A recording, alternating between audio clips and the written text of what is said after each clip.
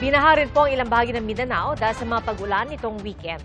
Isang sasakyan ang tumirik sa gitna ng rumaragasang ilog.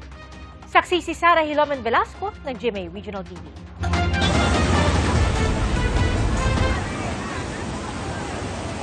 Pinagtulungan ng itulak ang sasakyang ito matapos tumirik sa gitna ng rumaragasang ilog sa Pahamudin, Cotabato kahapon. Sa lakas ng ulan, mabilis na tumaas ang tubig sa ilog. Nahirapan na raw ang driver na itawid ito, kaya humingi na sila ng saklolo sa mga residente. Sa Kidapawan City, walang tulog ang mga residente dahil sa pagbahang dulot ng umapaw na creek. Halos tangayin naman ng rumaragasang ilog ang tumatawid na aso sa Governor Generoso Davao Oriental.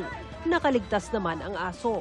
Ayon sa mga residente, wala namang ulan sa lugar, pero posibleng malakas ang ulan mula sa bundok na bumagsak sa ilog. Malakas din ang buhos ng ulan sa Pampanga ngayong hapon. Kagabi, pinasok na rin ng baha ang Mangaldan Public Market sa Pangasinan. Sobrang baha, pambaha nandun, no? Halos hindi makaapak ang mga customer. Paano sila bibili kung baha naman ang daan namin? Kalbaryo sa mga mamimili at negosyante ang iniwang putik ng baha. Ulan at baha rin ang naranasan sa ilang bahagi ng Metro Manila noong weekend, gaya sa bahagi ng SLEX Bikutan, kung saan abot tuhod ang baha nitong Sabado.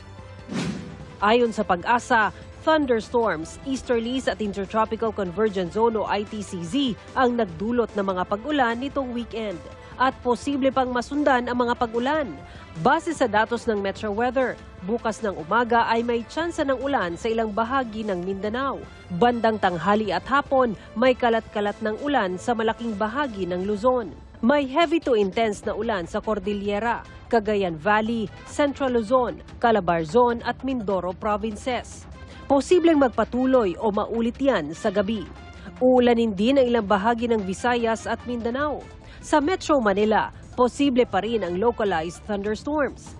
Ayon sa Pag-asa, may isang low-pressure area na posibleng mabuo sa labas ng Philippine Area of Responsibility ngayong linggo at maaaring pumasok sa PAR sa huling linggo ng Mayo.